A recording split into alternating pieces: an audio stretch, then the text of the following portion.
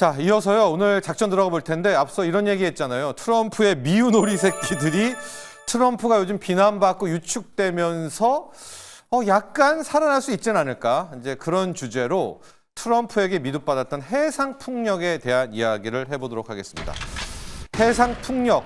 아마 트럼프가 지금 국가 중에서는 중국을 가장 미워한다면 산업 중에서는 풍력을 진짜 뭐 증오할 정도입니다. 그래서 당연히 트럼프가 이렇게 나오니까 미국 내 풍력 산업은 올스톱 상태인데 그간 풍력에 대해서 한 말들을 몇 개 보면 이제 garbage, 풍력은 쓰레기다라는 이야기했고요.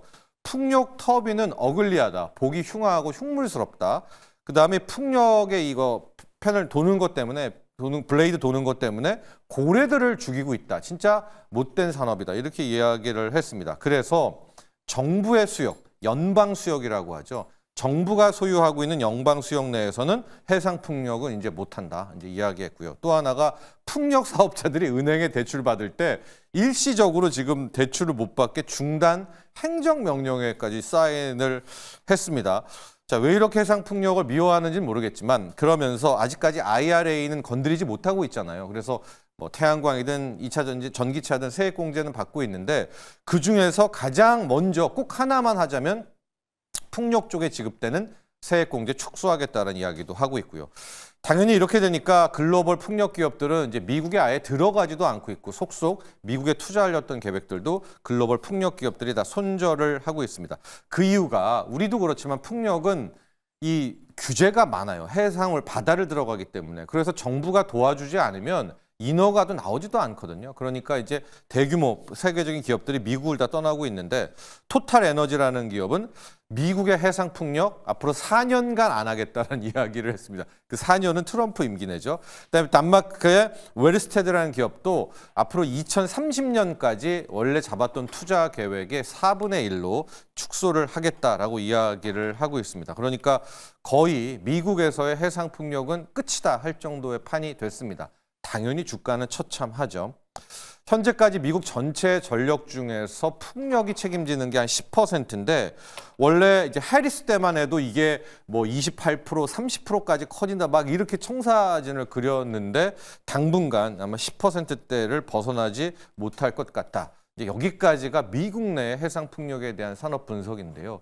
그렇다면은 이 해상 풍력은 이대로 끝난 건가? 이게 그렇지가 않거든요. 유럽은 또 해상 풍력에 그러니까 미쳤습니다. 그러니까 굉장히 좋아합니다. 하고 이 동남아시아, 베트남이라든가 이쪽 라인들도 아시아 쪽도 해상 풍력에 대해서 수요는 굉장히 견조하거든요.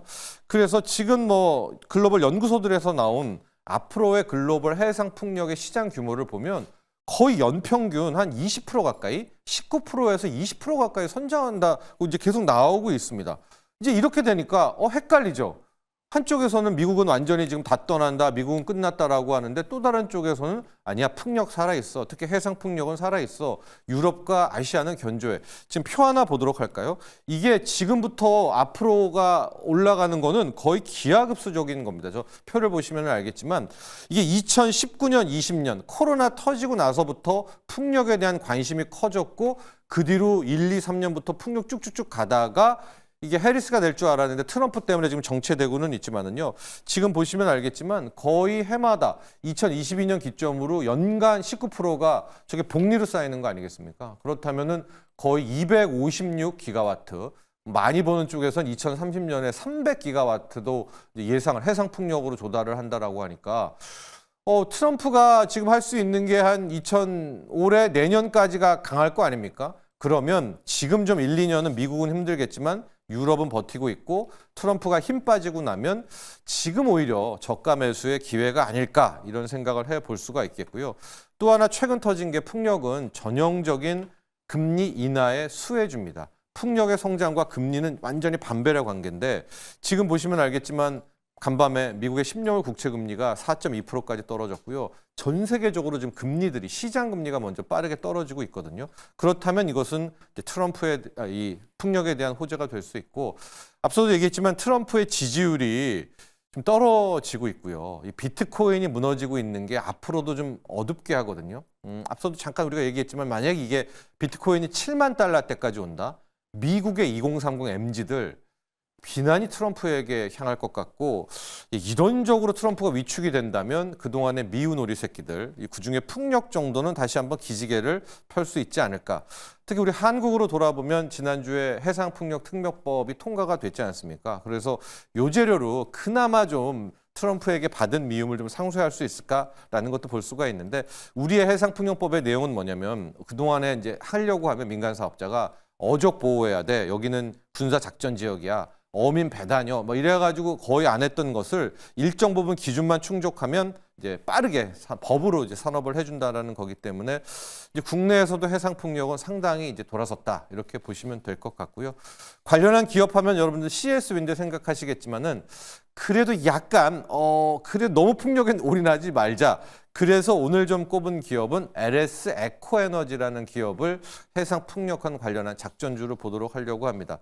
특히 어제 재료가 있었어요. 베트남과 원래 이 LS 에코에너지가 이제 LS 전선 아시아 베트남이 주 무대잖아요. 히토류와 전력 인프라, 해상 풍력 쪽에서 완전히 손잡겠다. 즉 베트남의 전력 산업을 다 LS 에코에너지가 맡겠다라는 어제 발표가 나왔습니다. 그래서 우리가 보통 LS 하면 LS 전선 쪽이 케이블 할 텐데 LS 전선은 상장이 돼 있지가 않습니다. 그나마 이게 전선 아시아가 LS 에코에너지라고 이름을 바꿔서 지금 주식 시장에 있는데 원래는 이제 전력 케이블을 하고 있고 오늘 초점은 해저 케이블입니다.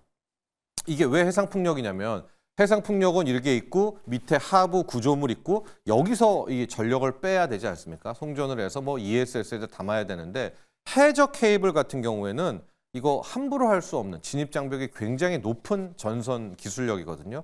이게 있고 이제 히토류까지가 있는 건데 해저 케이블은 해상 풍력으로 가서 해상 풍력이 흔들린다라고 하면 일단 전력망이잖아요. 이 전력 케이블로 전력망에 대한 걸로 하나가 잡고 특히 케이블을 많이 하고 있기 때문에 구리 가격이 반등될 때 항상 LS 에코에너지가 풍산도 구리 관련 연관주지만은 이 LS 에코에너지도 구리주를 일단 킵을 하셔야 되는 거거든요. 이것까지.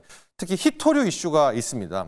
지금 뭐 우크라이나 광물협정에도 이슈가 히토류, 중국도 경제보복할 때 히토류인데 우리는 히토류에 거의 비빌 언덕이 없는데 이제 베트남이 히토류 강국이잖아요. 이 LS 에코에너지가 베트남을 지금 딱 물고 있어가지고 히토류 관련한 부분에서도 역시 또 하나가 될 수가 있다라고 볼 수가 있겠습니다.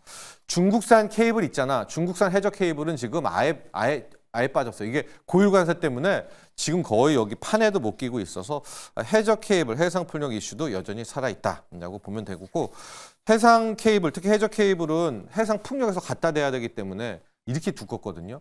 그 운반비가 굉장히 많은데 이 LS 에코너지 같은 경우에는 유럽 쪽이 지금 해상 풍력은 굉장히 뭐 화랑이지 않습니까? 영국 회사 뭐 아니면 이쪽 유럽 쪽과 아예 공장을 그 곁에 주고 있어요. 이런 점도 또 하나가 지금은 미움받고 있지만 해상 풍력 또 라인들의 해상 풍력에 대한 이야기 좀 나오게 될 때 CS 윈드 못지않게 조금 더 이 반사 효과 받을 수 있지 않을까라고 해서 LS 에코에너지 오늘의 작전주까지도 함께 살펴봤습니다.